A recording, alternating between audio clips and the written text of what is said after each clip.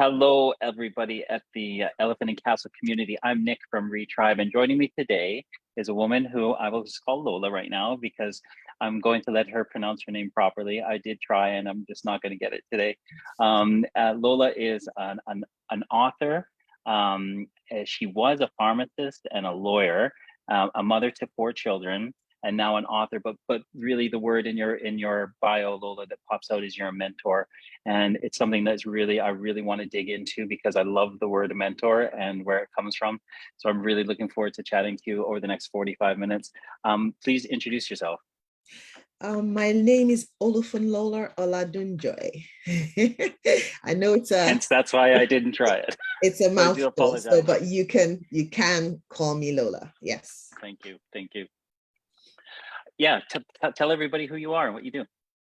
Um, at the moment, which I'm quite passionate about right now, is I am a mentor. And basically, I help people, inspire people to focus and attain their goals. Oops. Yeah. So that's basically Nice. what I do. And I do that within a platform, of course. And we focus mainly on the mindset. And so a lot of personal development, and we focus mainly on if you believe it, you can do it.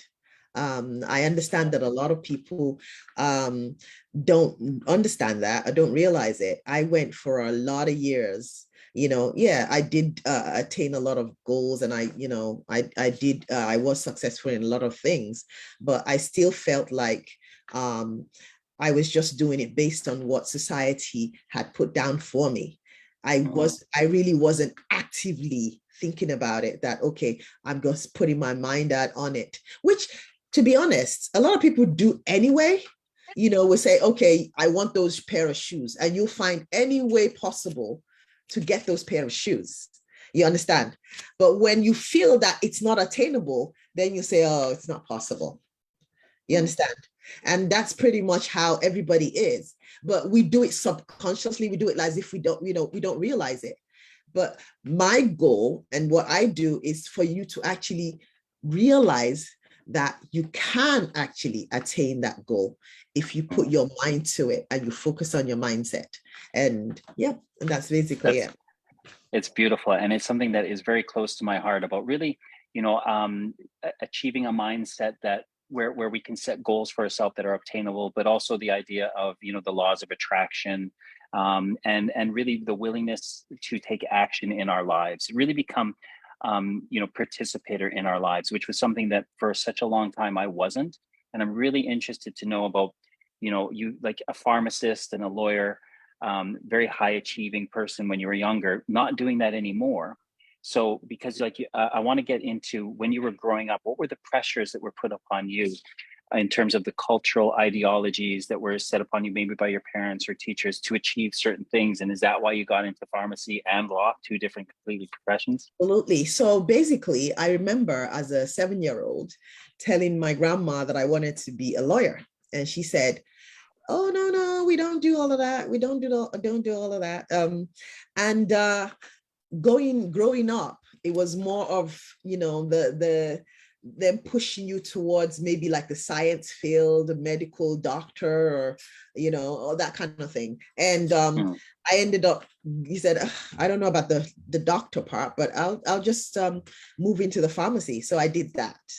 And then when I got a little bit older, and I felt like, I've wanted to be a lawyer for all those years, let me try it out. And then that's how I ended up I said, okay, now I want to do something that I felt I wanted to do when I was a kid. So that's how I ended up going further and becoming a lawyer also. So that's how that actually happened.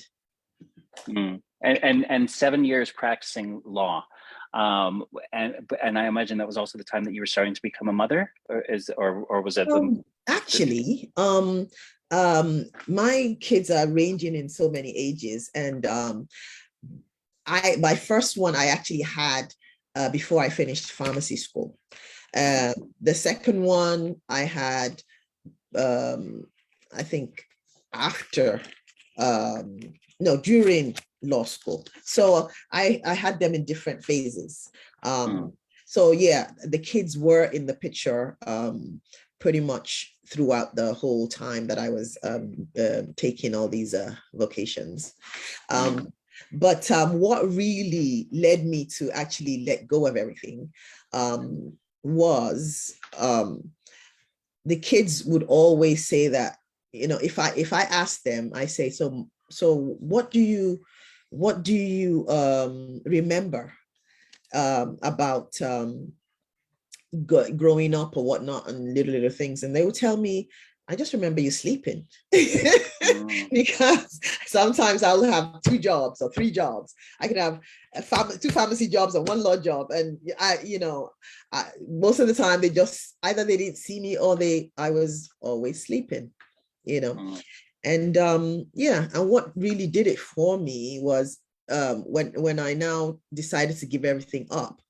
Um, um, my kids, I said, should I go to work? Because I was in America for a lot of years, and I mm, came back to England.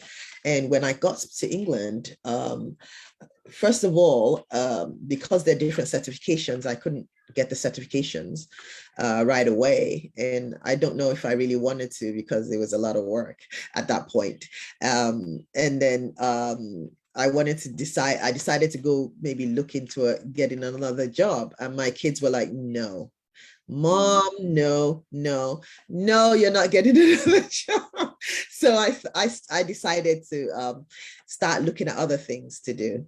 And mm, I ventured into, selling supplements, and then of course led into, the mentoring, because I've been doing the mentoring for a long time. I mean, mm, everybody would always come to me for that anyway.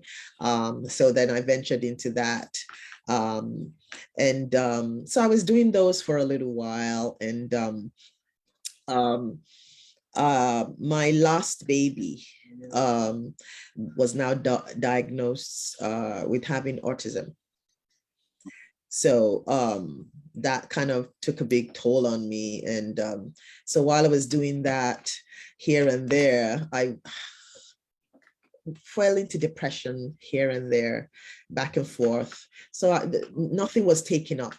And the personal development, it started leading me, because I now started feeling, what's going on with my life? I really need to find out who I am, why I'm here. And that's when that kind of led me into the personal development mm. journey. And Yeah. so that's how I now started about The Secret, and learning about, and I did all that different things. And Yeah. um, um, so I was doing that, which was great. And that's when I ended up writing the book, and saying, okay, I can be a coach. And so I kept doing that. But the thing is, because you're doing it on your own, I had that lack of consistency. So I wasn't really growing in it. I could be in a course for like 6 months, and while I'm in there, everything is great. But after that 6 months, that's the end. Mm, Now I'm on my own, so I can end up binge watching Netflix for 2 months, and yeah.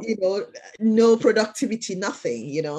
And Mm, until I came across this community, and I'm like, okay, when I came across it, and I said, okay, so is this going to happen for 2 months and then it's going to be done? And they said, no, this is continuous. This is forever and ever and ever. And I'm like, oh, wow. I think that's mm, what I need. I need mm. consistency. I need community. I need environment. I need accountability. I need support.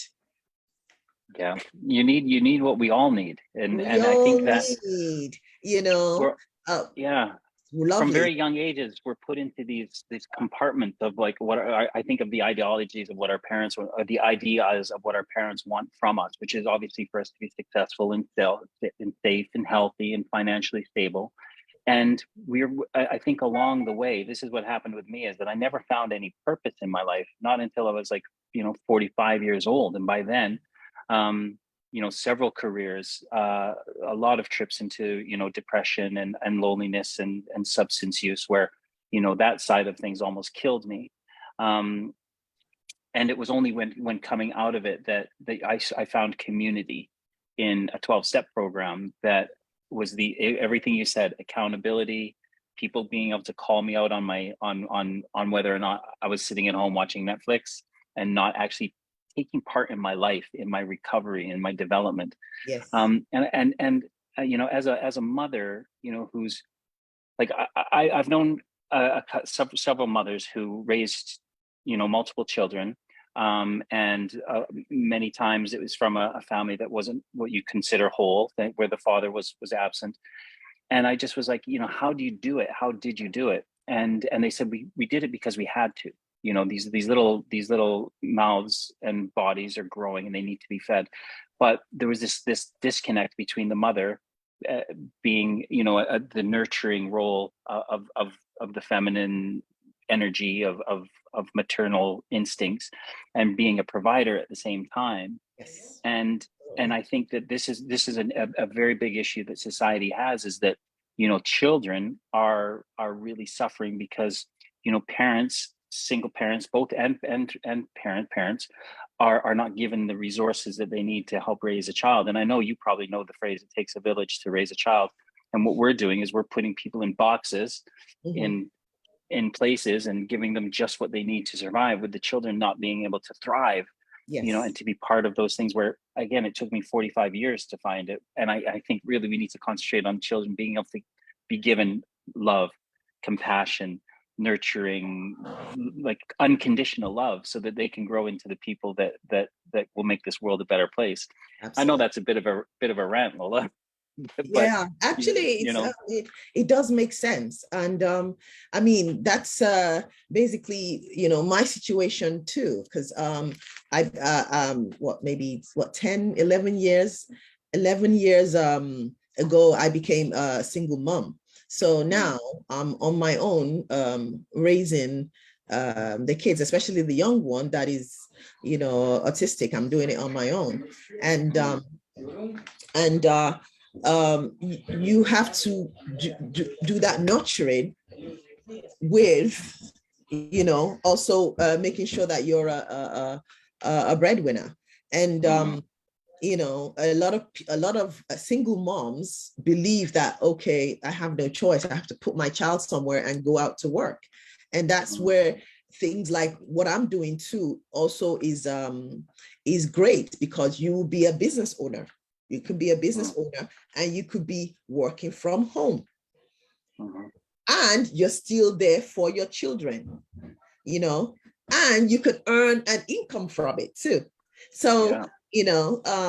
a lot of people don't realize that. They think that they have to go out there and go and get a 9 to 5 job. And, you know, Yeah. no, you can work from home. And if you're in a community where you're being supported, then there's the consistency, in there Yeah. too. So, yeah. Yeah, and I think that the pandemic definitely did show that working from home was something that's viable. And I've seen so many businesses grow that are really concentrating 100% on remote working, which gives parents the freedom to be able to work from home, but it's also giving younger people this kind of remote, nomadic work style, where they could actually go to different countries and work from different places. So I think it's a beautiful thing that's happened, and it's giving people opportunities to thrive in different areas of their lives, in different locations, and something. So it's something I'm totally for being able to carve out a lifestyle that works for you, and not have this work life balance, just have life balance, Life balance. where work is part of Absolutely. that. um, Absolutely. and it's something that I want to do too. I mean, I like, all of our work had to go online during the pandemic, and however much I love face to face, especially when I work in the recovery community, because I love to see people's eyes, so you can Yes. kind of see more of a truth, Yes. Yes. so Yes. I think it's this balance of being able to meet people face to face, but also to be able to even do what we're doing. We've been able to do these talks every week for almost 2.5 years, and it's been Oh, beautiful. that's lovely. That's lovely. There's no way we would have been able to do this if we were doing it face to face. So technology, lifestyle changes, different things on our side. I think it's just being able to give people, I think what I want to try to get into is this idea of incentive and motivation.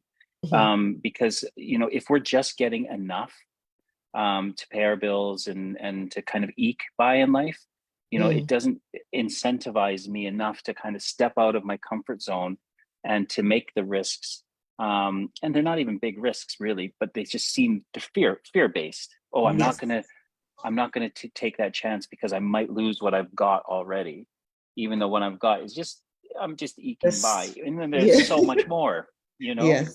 Yes. so what's the first kind of things that you use to try to motivate people so that they can then obtain the willingness? So I think for me, before I needed the willingness, I needed to be motivated, and for me, motivation was almost dying, because my liver and my kidneys were done. But I think that so I was motivated that way, and that I didn't want to die. Mhm. But when people kind of don't get to that place where it's life or death, when they're just sitting at home and just, like I say, eking, like what are the tools they use to kind of motivate people? Is it like incentive? Is it stories? Is it experience? What is it? Yeah, you kind of like find out what is it that they want, you know? What kind of goals did they have? Because some people just gave up on having goals and dreams because Mm. life is just too hard and they just had to go to work. So what's the use of thinking about it? Let's just forget it. So then you kind of like ask them, what don't you want? Okay. So what is it you don't want? You know, what wouldn't you want to happen to you? And that kind of, you kind of like flip that. And if you flip that, they get to think about what they do want. Mm. And you realize it that, okay, every human being has an innate reason to want to increase themselves. Whether they say at that time that they don't, it's instinctive in us Mm. to want something better for our lives.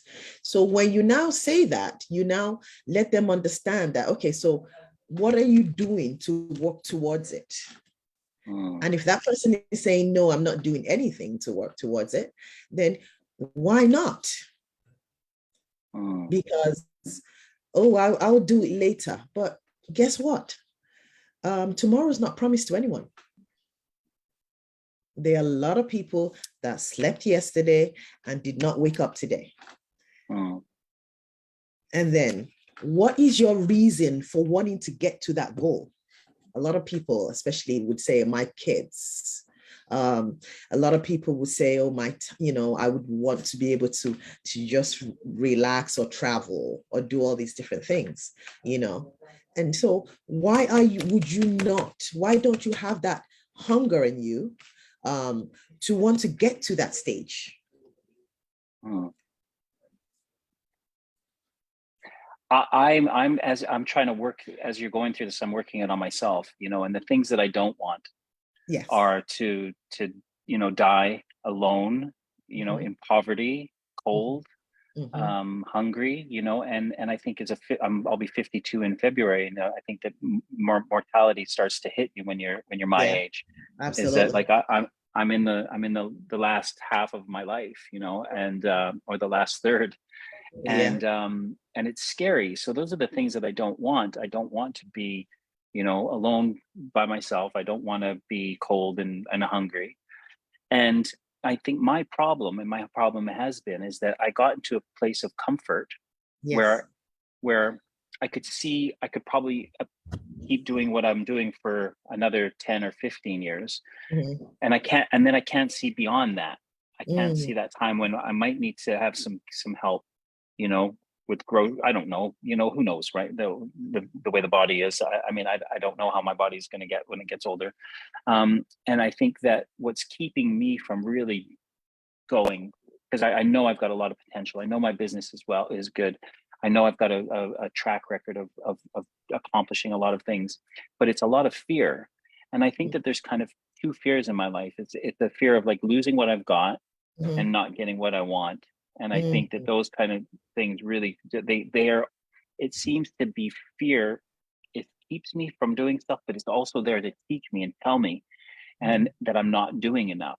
So I've learned that enough about myself, that if I'm in fear of those things in the future, it's probably telling me I'm not doing enough, you mm, know? So that's, yeah. And that, so does that incentivize me enough to do more? It does, but I don't think I'm doing enough. And mm. so that's what I tell myself. And that's why I think fear is present in my life. Um, uh, think about this. You know, faith and fear actually mean the same thing. Hmm. Believing in something that hasn't happened yet. Hmm. So now think about that. Which one do you want to lean towards more? Do you want to lean towards the negative one, or do you Hmm. want to lean towards the positive one? Oh, Because definitely the positive. Yeah. exactly. So when you believe in something that hasn't happened yet, but it's negative, that means you're attracting that negative to you. Hmm. But if you believe in the one that hasn't happened yet, that is positive, and you're attracting that to you too. So you make that decision. Isn't it a conscious mind? You Hmm. consciously. So the difference between active and passive. Fear is more of a default. Hmm. Faith is more of an active thinking. See the difference? Hmm. Now, because of that fight or flight mode of human beings, they always mostly go in the default mode. So that's Yeah. easy, to come by. The thought is easy to come by. That's why it always pop in your head. And then you now take the active role of saying, you know what? Telling that thought to go away. This is what I want to think about. I want to think about that good thing that I want to do, where I want to go. You get? Yeah. Oh, I love it, and I love the way you explain it. I think it makes a lot of sense, and I relate to it completely. And I think that if I take that positive and I take that kind of active role of writing down a few things to accomplish during the day, especially selfless things, like I get to help a lot of people in my recovery community, and for that, it's a free service. You just go out and you help other guys who might be struggling with alcohol. And what I found, Lola, is that when I started to actively do that, faith started to move to trust, and I started to trust that the universe, whatever you want to call it, spirit, whatever, was good, and it really wants us all to be happy. Like there's nearly 8 billion of us on this planet. Um, I don't think by design there's meant to be pain. I think that that's kind of just human condition and human fears, like you mentioned. If we're all operating out of fear, we're not going to thrive as a society, Yeah. and as humankind. And because I got to work in that small little community of recovery, my self-esteem started to grow, because I Mhm. started to look in the mirror, and instead of like, I think I was like 4 years sober, so I was 49 years old, and I had a life of self-hatred, pity. Nick, you blew your chance at this. Nick, you're a piece of garbage, and then all of this negative talk. And then at 49 years old, I finally looked in the mirror and I said, Nick, I'm proud of you. Mm. And it was because I built these little small little steps of just helping other people with no expectation of getting anything back. And all of a sudden, I could straighten up a little bit, and I Mm. felt that little, Right. oh wow, you know what? All of that stuff that I've been through, it wasn't because I was a bad man. All of the hospitals and the detoxes and the jail, and it wasn't because I was bad. It was because I was running my life on fear. And Yes. I think it was that step of going, okay, fear is here to teach me something, but I want to move over to faith, and then start having that trust build, that I know now when I wake up in the morning, is that people are good. Yeah. I love people, and I want to try to help people. And from that, the universe tends to give me everything that I need, Absolutely. um, and a little bit more. So it's a practice, isn't it? And I'm sure you tell people that it's literally like little pieces of a puzzle that you start putting together. It's not this one thing that you get and it lasts a lifetime. Yes. That's the other thing, is that I don't want to retire, because I saw retirement kill my father. He was a Mhm. teacher, and he retired early at 55 years old, and he lost his purpose in life. And then he was dead in 20 years, because of, he just lost his life, and he just slowly dwindled away to nothing. Again, another big rant from me, but I'm sure you can hear some similarities in with people that you work with. Yes. And that, I mean, the key is not just what you need Mm, and a little bit more, mm, but getting mm. all you want. Yes. Don't, not even being afraid to dream, Mm, not being afraid to have a vision, not being afraid to actually think about what is it you want and being able to aim towards it, because you mm. can get everything you want. So it's not just about little, it's about whatever it is you want. Yeah, I love that. Well, now I want millions and a mansion and super nice cars. It's, it's good. That's what you Yeah. want. Oh You know, yeah. I want. that's Yeah. I think I've got very very like strong goals now, where I do have a family, and I do have like people around me where I know I'm not going to be alone. yes, And that's a big thing. And now it's like I've got this business that's been going now for a few years, and it's starting to thrive, and I can see it becoming almost this big juggernaut of a platform that actually helps people. But I think in that it will pay financial rewards in the future as well. So I definitely do have goals, and I think that the important thing really from what I'm getting from you is the idea of having a group of people, a community, and also a mentor. And that's yes. something that I want to kind of start going into, because I know we've only got about 20 minutes left. Mhm. But community, the name of my business is called Retribe, and the idea of that is that we're here. This species that we're in is probably like 20,000 years old, but we're tens of thousands of years of evolution, where we were part of a tribe that we contributed to. We didn't take from it, we contributed, and it gave us purpose in our lives. And I think now, because of the mechanics of capitalism and the world we live in, we've been compartmentalized into this world where we've lost our purpose and Mhm. our community. Yes. You can live next door to people for years and not know who they are or what they do. And the idea of community kept me accountable, so that I knew I had to contribute to that community. But then again, and I'm talking about the recovery community and 12-step programs, is that you have Mhm. fellowship, but you also Yes. have a sponsor. You have a Yes. sponsor who guides you through the steps, and he keeps you accountable and calls you out on your BS. And you could call it a mentor. And I was Mhm. listening to a podcast the other day, and it was a gentleman who was talking about the word mentor and where it came from. Mhm. And he said a mentor used to be an old wily sailor Mhm. who had a limb cut off and fingers missing and scars and a patch, and was just beaten up. But he'd been through life, and he was there on a ship to teach the young sailors what rope not to grab onto, because you could lose a finger, when to stand on a certain side of the ship, because of through experience they had learned the hard way.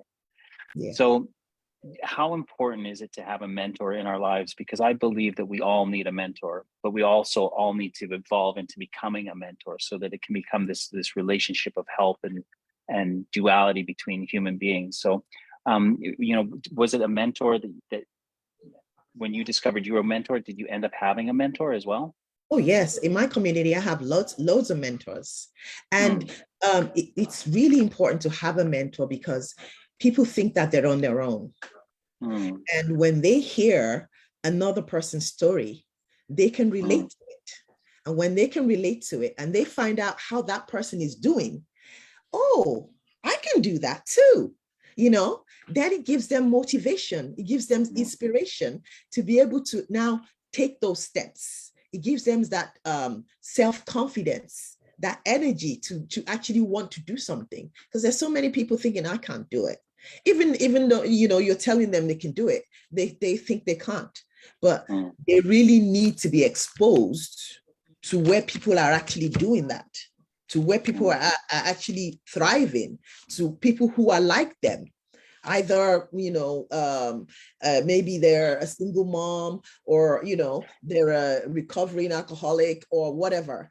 They find somebody in my community so large that they can find somebody who has a similar story, and they can see how that person is doing, and they can say, oh yeah, if that person can do it, I can do it. And it's just that boost, that motivation, that inspiration. That's the difference. Yeah, I love it. And I think that it is about that, relating to people who've been through similar experiences, because for such a long time, I'd been to some really dark places and I dreaded them. But now I can tell people that I've been to those places, and then other people go, me too, I've been there too. How did you get out? And Yes. and it's funny. I love this story of an alcoholic who's walking down the street and falls in a hole, and he's screaming to people, help me, I need to get out of this hole, I'm an alcoholic, someone please help me. And a priest walks by and says, what's up? And he says, I'm an alcoholic, I need to get out of this hole. And the priest throws down a Bible, and he reads the Bible, he's like still in the hole. Mm-hmm. and then a banker walks by, and he's got a briefcase full of money, and the alcoholic yells to the bank, please help me, please help me. And the banker throws down the briefcase of money, but the alcoholic's still stuck in the hole with a Bible and a lot of money. And then finally, another alcoholic comes by and he says, help me, I'm an alcoholic, I'm down in this hole, it's dark, it's scary, I need to get out. And then the alcoholic jumps in the hole, and he says to the guy, don't worry, I've been here, I know the way out, let me show you, we'll go out together. And I just love that little analogy of what it's like when you've been somewhere to be able to help somebody who's there, and how valuable our experiences of the dark nights end up becoming some of the biggest assets in our lives. Absolutely. Absolutely. Yeah. So who is your first mentor then? You mean as a kid, or within Just my community? or your community, like, well, who's someone that you just go, wow. As a kid, it started out when I think it was my math teacher was my first mentor. I just, I mean, I was really bad in math. And the math teacher just led me through the, little steps or whatnot.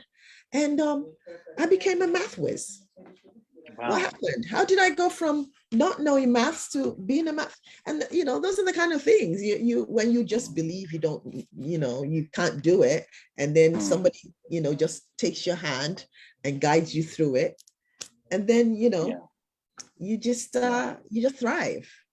And the person that brought me into this community, her name is Caroline, and she, oh my God, she's a mother, single mother of 3 children. And I mean, she's just amazing. She blows me away because, she's a shock, and if you're laying on the couch, saying, oh my God, how am I going to do this? I have to deal with this and that. And you see that, you're like inspired. Wow, if she can do it, I can do it, and you just keep going, and haven't been this happy in a long time, only because I know I'm not alone. Yeah. That sense of community really does fill us with joy, doesn't it? It's like, I think it fills our basic need as humans is to belong to something. Yes, absolutely. Yeah. Absolutely. So you did mention you wrote a book. Can you tell us more about the being an author and how that started? Yeah. I just I had been writing things down because of how I always had been. I would be with, I'll be mentoring people, and I'll be saying different things like, okay, you fail to plan, you plan to fail, and I always started writing them down little by little. And then when the pandemic hit, I decided to, let me just finish this book. And the book is called You Call the Shots. So it's leading you still into that same thing, that you call the shots. You are in control of your life, if you say you can, you can. If you say you can't, you can't, you know? So it's like a 12 chapter book, and it just goes through every single aspect of life, your mind, body, soul, you know, anything to do with every area of your life. And it just, you know, discusses how, you know, to increase it and make it viable for you to have a balanced life. I love it. I'd like to be able to check it out. I think that, have you ever heard of Joseph Campbell? No, Joseph Campbell was was an author and a studier of ancient heroes. Okay. And there is actually a documentary called The Hero's Journey out there, and he wrote a book called The Hero's Journey. And he looked at ancient mythology right up to, you know, the Lord of the Rings, and he said that all stories basically have a set kind of circle of a journey. And it basically is like, we start off in this place where, you know, we're kind of uncomfortable, we feel a little bit discontent, we don't know what's wrong, and then all of a sudden we're presented with this challenge, and then we're given this group of people, a community, to then go and do this challenge together. And then we go into the dark woods, our biggest fears, and we face these challenges and quests and things that we need to do, and we do them. And then we get to our biggest fear, which, like in the Lord of the Rings, is the dragon. And then we slay the dragon, we collect the gold, and we bring it back to our community and share it. And it's basically the hero's journey. And at the end of it, I don't know where it comes from. It's like basically become the hero in your own life. The you know, be that person, like you say, call the shots. Yes. You know, and step up and start owning your life, because there is and we know all the cliches. This isn't a rehearsal. As far as we know, there's only one crack at this until something else. But you know, like, and I think that's the thing, is that's the bit that motivates me is, you know, I'm okay having a nap in the afternoon. I think it's good, but I don't want to have that day where I'm sleeping in, feeling lethargic, feeling like I'll do it tomorrow. And I think for me, those are little danger signs of, Nick, you need to step it up a little bit. They're there to teach me something, not to make me want to sit in reclusion and isolation all on my own. But sometimes you need help. You need that little group of people around you just to say, hey, buddy, pick it up. Absolutely. Yeah. So what's the next, what's the future hold for Lola? What are the things that you want? What are your things that you're going to manifest in the next few months and years to come? To be a millionaire. Yeah. To be a millionaire and to go diamond in my community, because it does have a income. You have the possibility and probability of earning a lot of income there. So to go diamond in my community and to be a leader. And to be able to show women who are similar to me, in, you know, single moms with autism kids, ADHD kids, that, you know, it's not over. You can do it too, you know. So yeah. Become the hero of your own life, right? Yes. Yeah. Absolutely. Lola, we are kind of just wrapping things up right now, but I just want to say thank you so much. You're very inspirational, and you really, like, when you speak and when you were kind of bringing me through the idea of fear and faith, you know, your experience really shines through, and the way you tell it makes it very easy for people to understand. So I just wanted to say thank you for that. You're welcome. Yeah. Keep mentoring. You're very good at it. Yes. And are you going to have my information down there? So if you want to check me out, and yeah, I've already put it in the link. But please, if anyone wants to, you just read it out right now, and I'm sure somebody will note it. But it is in the Facebook feed. Yes, and if you want to check my all my little talks on Instagram, I usually have them. It's Lola's Consciousness, and it's Are You Aware 2022. So it's R_U_aware_2022. And check me out. And if you want to have a taste of my community, and you know, DM me, send me a message, and we can have a chat. Awesome. Thank you so much for, and yeah, we'll check the feed, make sure those on there. But if you want to send them to me again, Okay. I did get the ones that you sent through, and I've already put them in the Facebook feed so people have them. But if you just want to maybe send me those last couple of ones again, and I'll put them back into the feed too, just so it's a little bit easier for people to read. So, Okay. You mean in the chat here? Are pardon you me? saying in the No, chat I'll here? just, Oh, you can just email them to me, and I'll put them in okay. later. All right. I'll do Yeah. that. I'll do that. Lola, thank you so much for joining us today. Have a great rest of your day, and I hope we can stay in touch. And thanks you everyone for joining us. Don't forget you can join me on Thursday for some more Tough Through Tender chats, and then next Tuesday for another Facebook Live. Until then, we'll see you all later. Thanks a lot. And Lola, thank you. You're welcome. Bye. Bye. Bye.